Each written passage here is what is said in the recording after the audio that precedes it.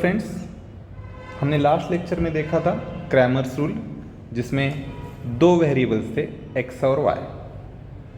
अब हम तीन वेरिएबल के प्रॉब्लम सॉल्व करेंगे, जिसमें तीन वेरिएबल होंगे x, y और z। अगर तीन वेरिएबल होंगे तो हमें तीन इक्वेशन दिया जाएगा और कहा जाएगा find the value of x, y and z by using an Cramer's rule.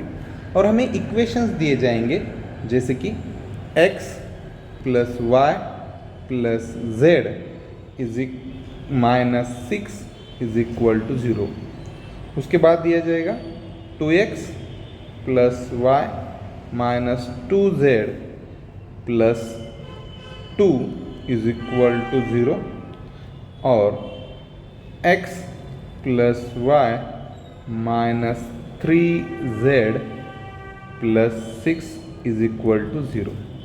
ये ऐसे तीन इक्वेशंस दिए जाएंगे और हमें फाइंड करना है value of x, y and z।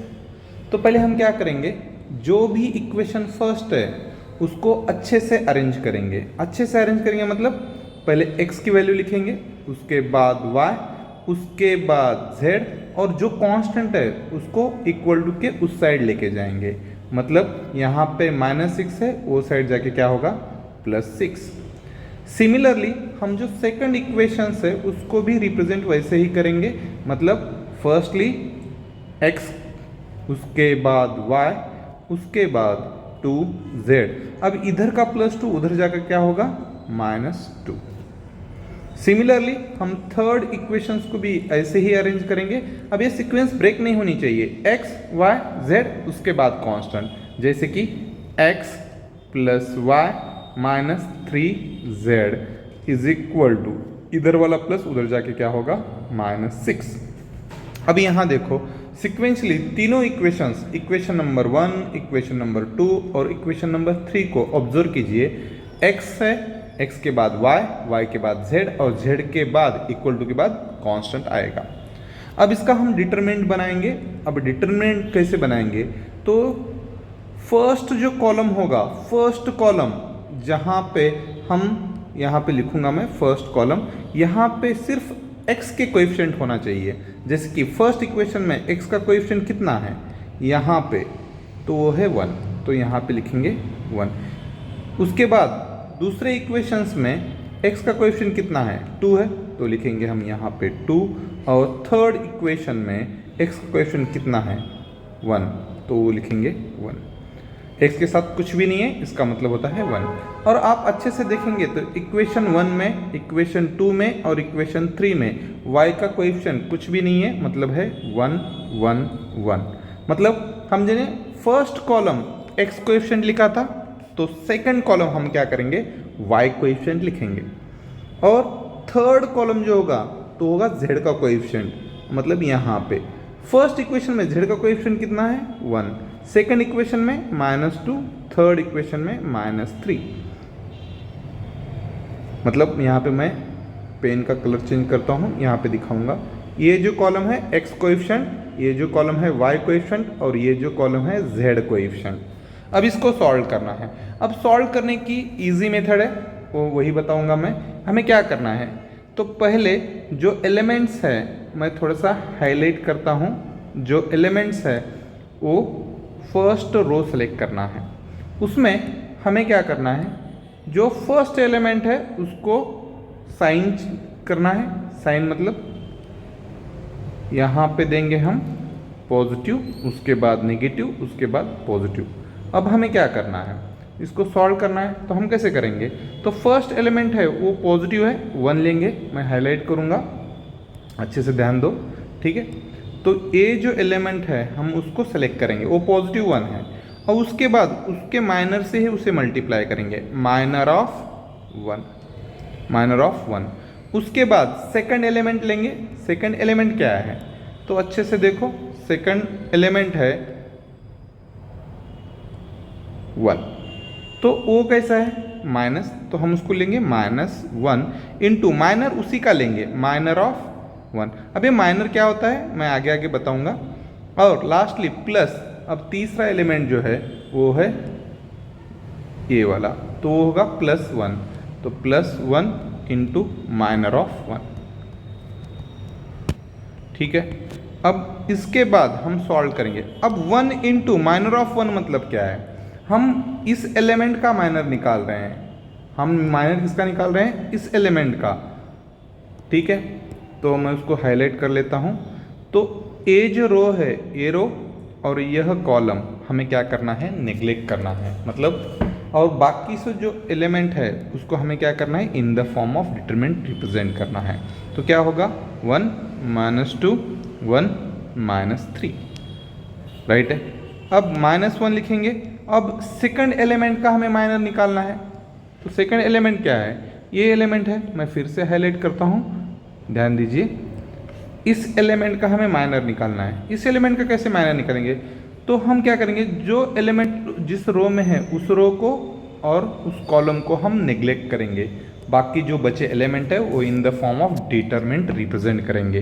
तो क्या होगा, 2 -2 1 -3।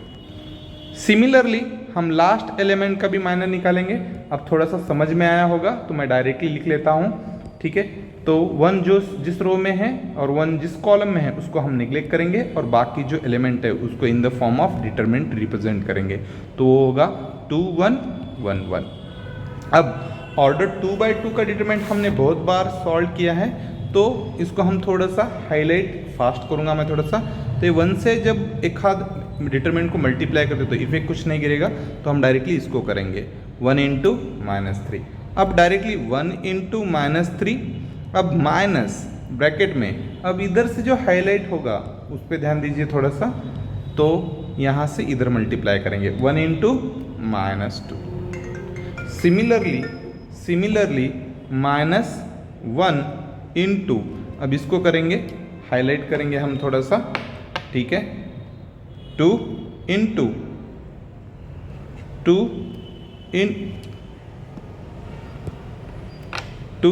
इंटू -3 माइनस, अब इधर से इधर हाईलाइट करूंगा मैं, ये ऐसे ही मल्टीप्लाई करना 1 into -2 1 into -2।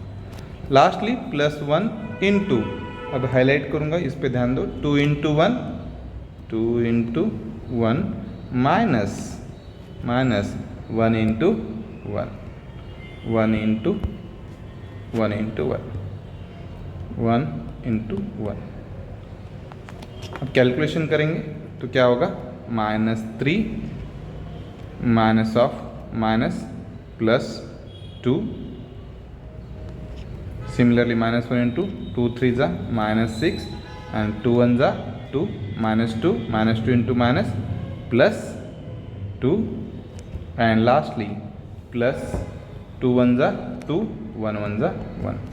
Calculation -1 -6 +2 -4 into -1 -1 into -4 and +2 -1 1 +1 -1 cancel, minus of minus +4.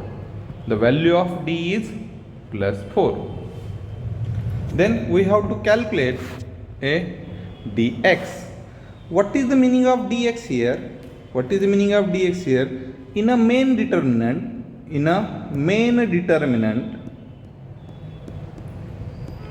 the x column is replaced by constant. In a main determinant, it means in a main determinant,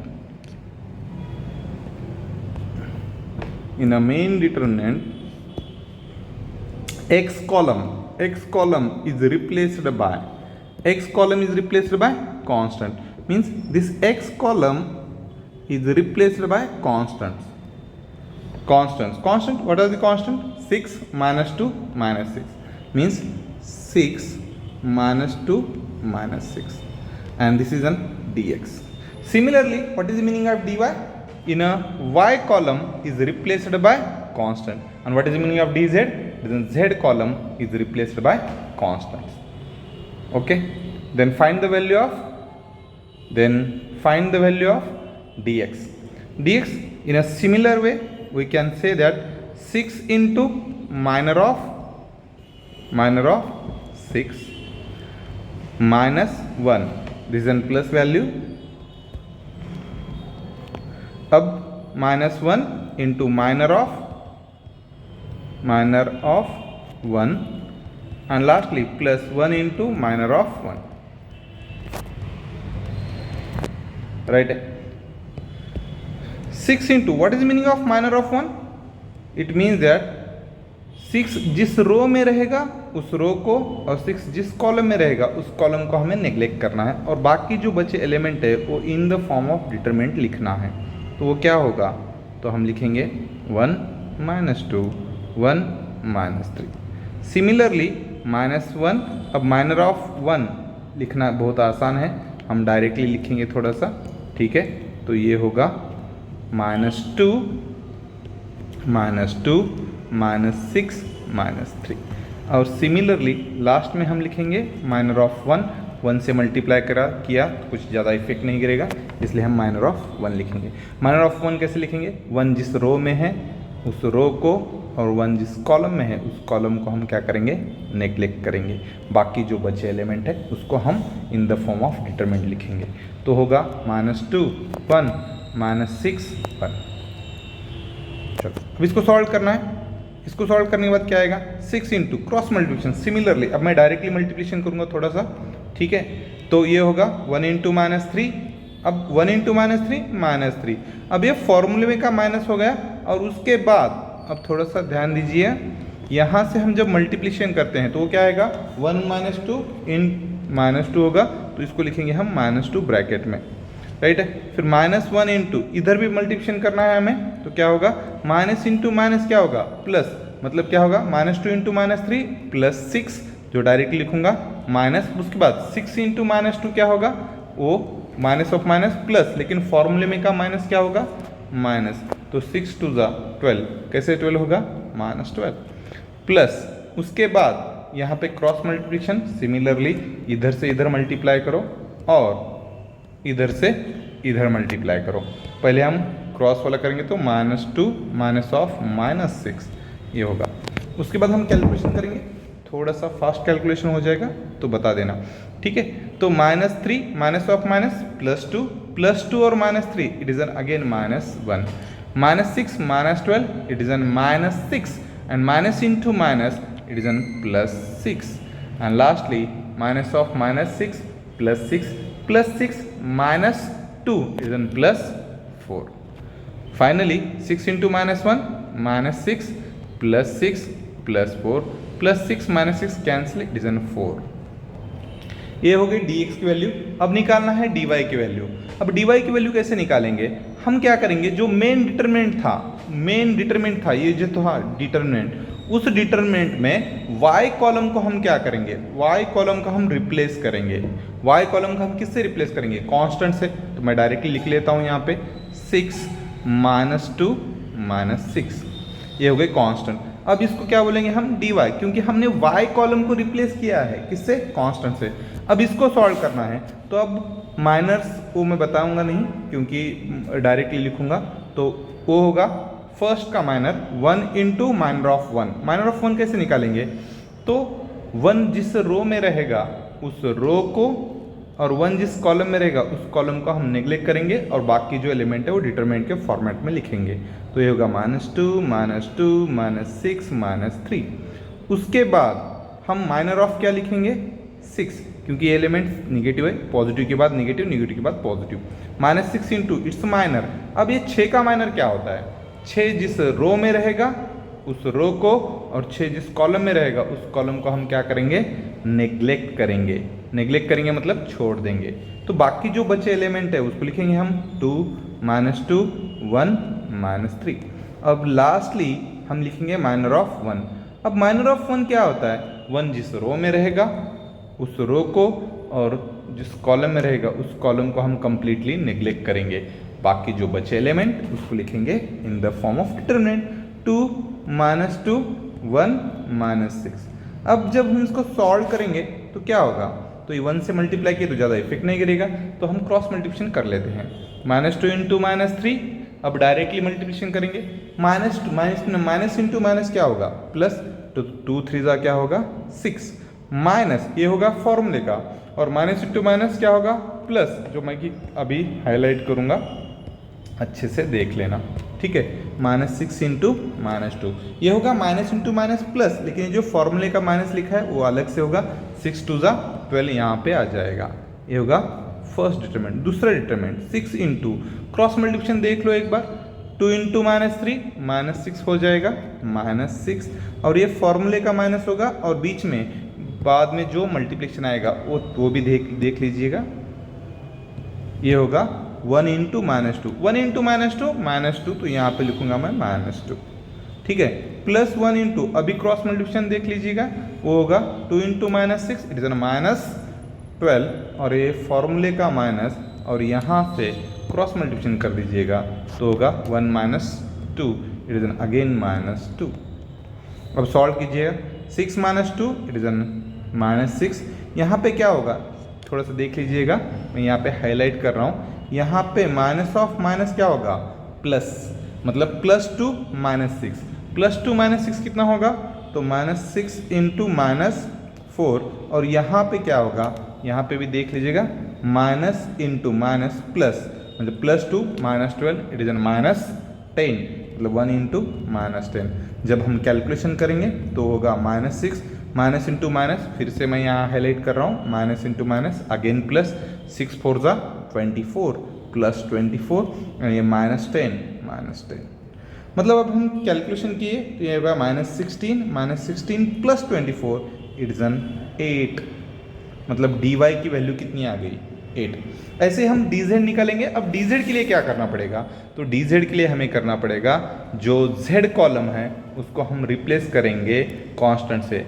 लेकिन z कॉलम को replace करते time हमें ध्यान देना चाहिए कि जो main determinant है उसे ही लेना है, मतलब ये जो हमने स्टार्टिंग में लिया था डी डिटरमिनेंट, मैं यहाँ पे हाईलाइट करूँगा, उस पर ध्यान दीजिएगा, ठीक है। ये जो हाईलाइट कर रहा हूँ ये ही डिटरमिनेंट लेना है, यहाँ वाला, ठीक है, जो कि मैंने कॉपी पेस्ट करके रखा था, ये वाला z वाला, ठीक है। इसमें क्या करना है, हमारा z कॉलम जो है उसे कंप्लीटली रिप्लेस करना है, किससे, कांस्टेंट से। कांस्टेंट क्या है तो है 6 -2 और -6। अब इसे सॉल्व करना है। सॉल्व करने की same process, 1 into its minor. 1 into its minor means क्या है, ये जो एलिमेंट है उसका माइनर कैसे निकालेंगे, 1 जिस रो में रहेगा उस रो को और जिस कॉलम में रहेगा कॉलम को निगलेक्ट करना है, बाकी बचे एलिमेंट लिखना है। तो 1 -2 1 -6। सिमिलरली -1 इंटू सेकेंड जो 1 है वो ये वाला है, तो इसका हमें माइनर निकालना है। तो क्या होगा, वो होगा 2 -2 और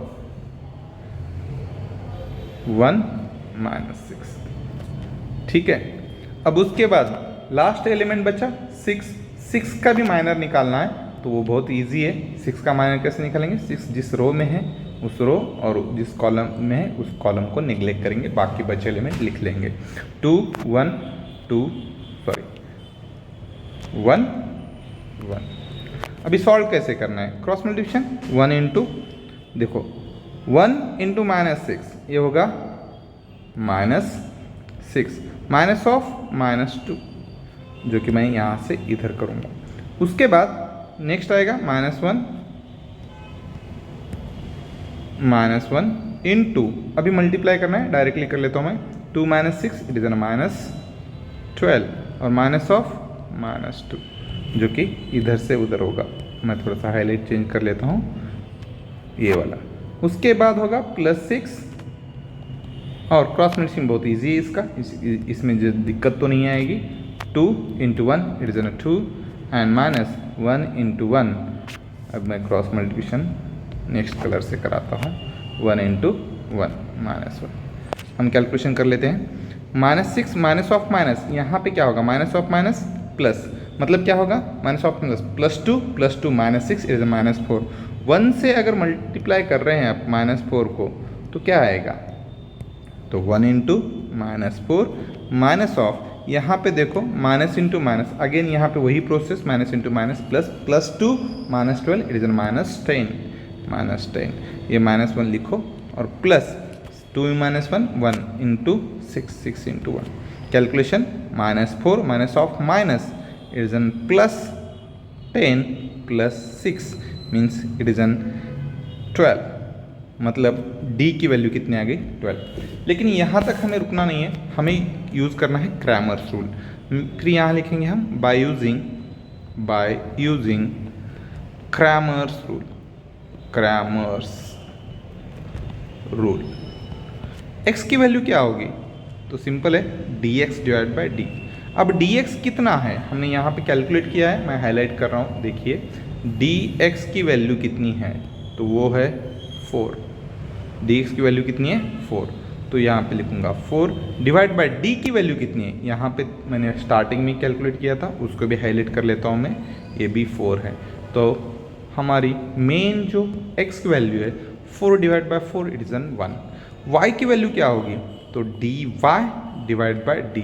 हमने लास्टली dy की वैल्यू निकाला था, उसको मैं फिर से हाईलाइट कर लेता हूँ। तो ये dy की वैल्यू है 8, तो 8 डिवाइडेड बाय d की तो वैल्यू पता है हमें 4, इट मीन्स 4 1 ज़ा 4, 4 2 ज़ा 8 means 2, and z is equal to dz divided by, actually ये dz है, ठीक है, dz डिवाइडेड बाय d। ये हो गया 12 डिवाइड बाय 4, 4 1 ज़ा 4, 4 3 ज़ा 12, it means 3। It means that x की वैल्यू कितनी आनी चाहिए 1, y की वैल्यू कितनी आनी चाहिए 2, और z की वैल्यू कितनी आनी चाहिए 3। मतलब यहाँ पे with the help of Cramer's rule हमें पता चला कि x की वैल्यू 1, y की वैल्यू 2 और z की वैल्यू 3। अब ये जो आंसर आया है वो करेक्ट है या नहीं है, वो चेक हम कर सकते हैं। वो कैसे करना है? हम क्या करेंगे, ये जो भी x, y, z के वैल्यूज़ यहाँ पे आए हैं वो कौन से भी एक इक्वेशन में, इक्वेशन 1 में या इक्वेशन 2 में या इक्वेशन 3 में सब्स्टिट्यूट कीजिए। LHS is equal to RHS जब आएगा तो हमारा आंसर करेक्ट होगा। और दूसरे बहुत सारे डिफरेंट मेथड्स है, जैसे कि हम with the help of calculator भी कर सकते हैं, ये आंसर चेक कर सकते हैं, वह हम अगले वीडियोज़ में देखेंगे। Thank you. अगर आपको क्रैमर्स रूल समझ में आ गया या ये वीडियो अच्छा लगा तो आप वीडियो को लाइक और शेयर करना ना भूलिए अपने डिप्लोमा फ्रेंड्स के साथ। Thank you.